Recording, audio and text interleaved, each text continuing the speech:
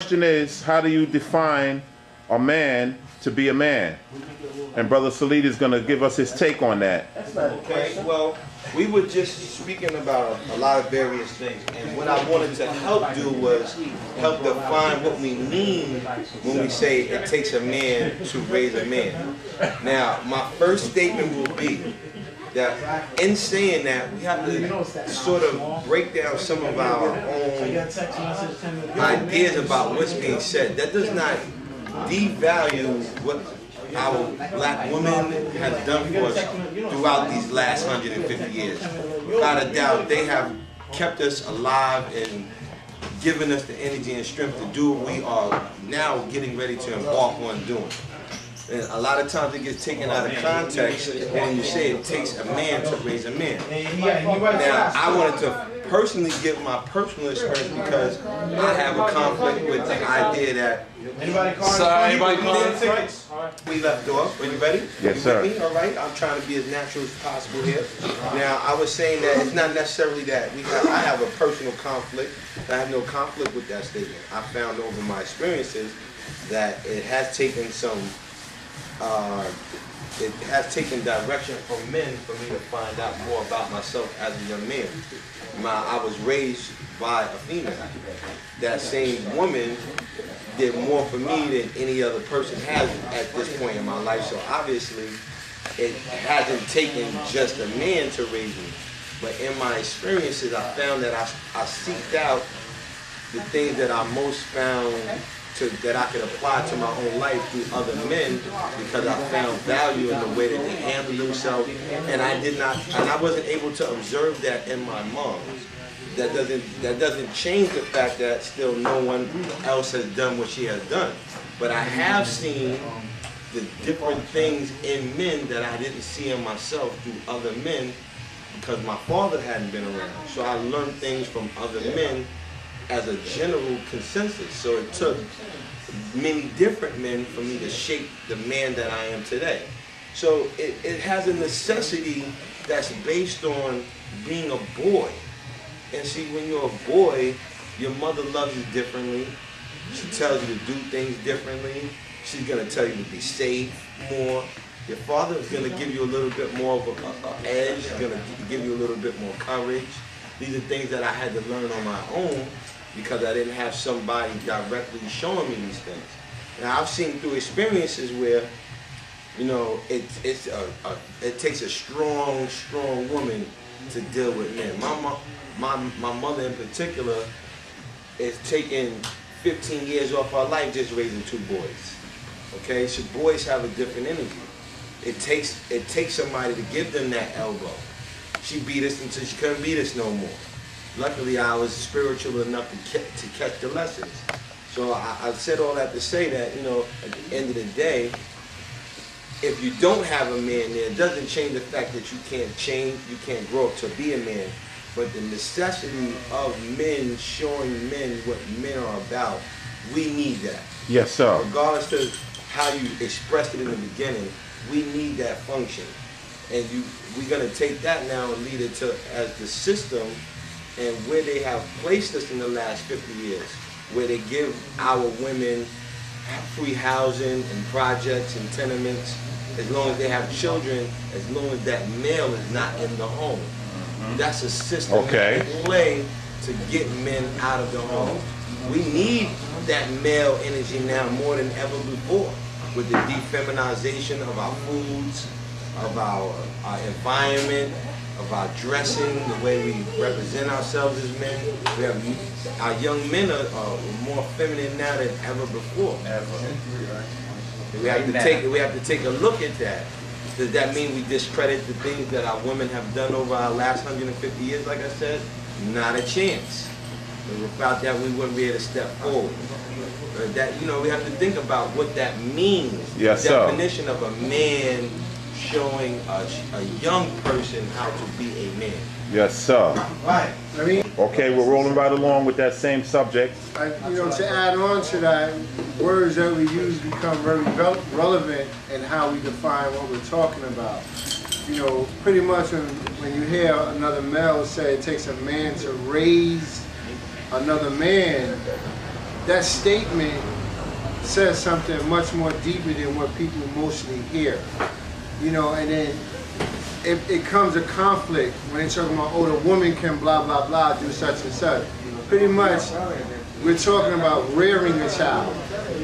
Rearing a child and raising a child is two different things, or a male.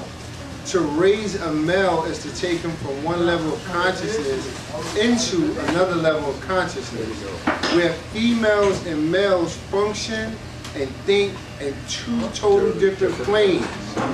So it takes a man to raise a boy, a male, from being a boy to a man. Because the world that a man sees and the world that a woman sees is two different worlds, although they're looking at the same world. Okay, so brother. Therefore, that makes a whole lot of difference, where communication goes on between men by just eye contact, just close contact, or within close proximity, that does not happen with females and cannot happen with females. And it is those things of what we're talking about when it say it takes a man to raise a male boy into a man, to see the world totally different. I think that's where the difference come in between rearing and raising. Yes. Men show love different than the way women show love. We got to stop using women as the barometer for measuring the quality of love that a male or female has for their child. And that becomes very important. And until we stop using the woman as the barometer of measurement and start recognizing, appreciating, and accepting the way a man loves his child, we're going to always have these kind of issues. And keep it rolling. Yes, sir. Keep it rolling, moving right along. We got Brother to Chuck wants to chime in on that. And to get back to what we say about taking the man to raise a man. Because see, first thing you got to understand about mothers, and not to get into this whole Willie Lynch theory, but the mothers is going to be the one that's going to try to nurture you and protect you and try to protect you from the world.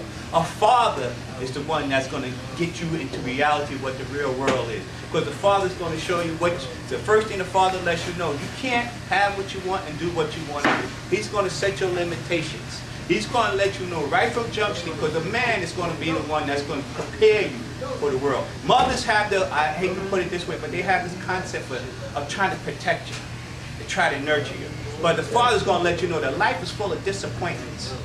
Life is going to be full of things that you can't have even though you want it. The father's going to be the one to tell you anything that you really want, a real father, you're going to have to work for it. You're going to have to earn your way. And that's what makes a real man. Because see, a real man knows that if he really wants something, he has to go out there and put his P's and Q's together and his little nickels and dimes together and get it for himself.